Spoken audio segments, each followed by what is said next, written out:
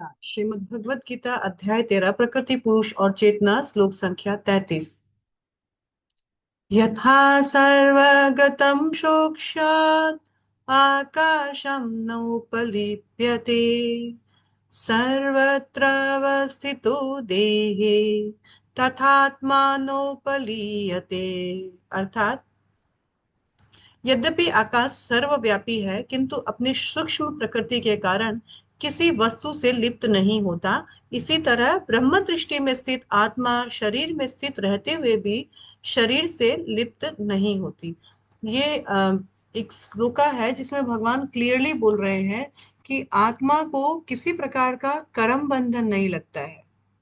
तो इसको समझने के लिए इससे पहले वाले श्लोक में भगवान ने बोला केवल ये शरीर परिवर्तन होता है, आत्मा वही अजर अमर अविनाशी है।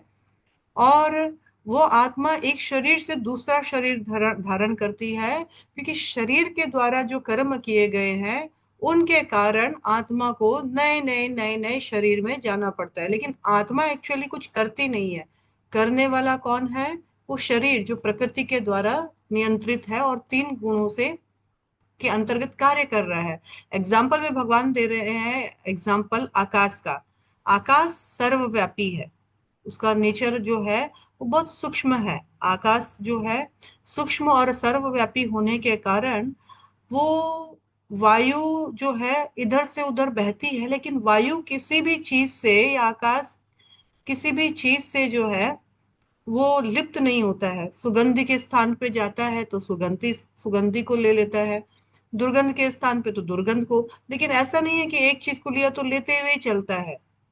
वैसे ही ये जो आत्मा है ये सभी सर्वत्र सभी प्रकार के बॉडी चूज करती रहती है। चूज इन द सेंस उसको दिया जाता है।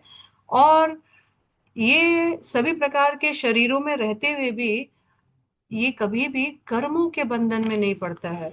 उसके कर्म शरीर के द्वारा किए गए हैं। जैसा कर्म शरीर करता है, प्रकृति करती है, करवाती है, वैसे ही आत्मा को नया नया शरीर दिया जाता है और उस शरीर के अनुसार उसका फिर आगे का जर्नी जो है वो तय किया जाता है। हरे कृष्ण।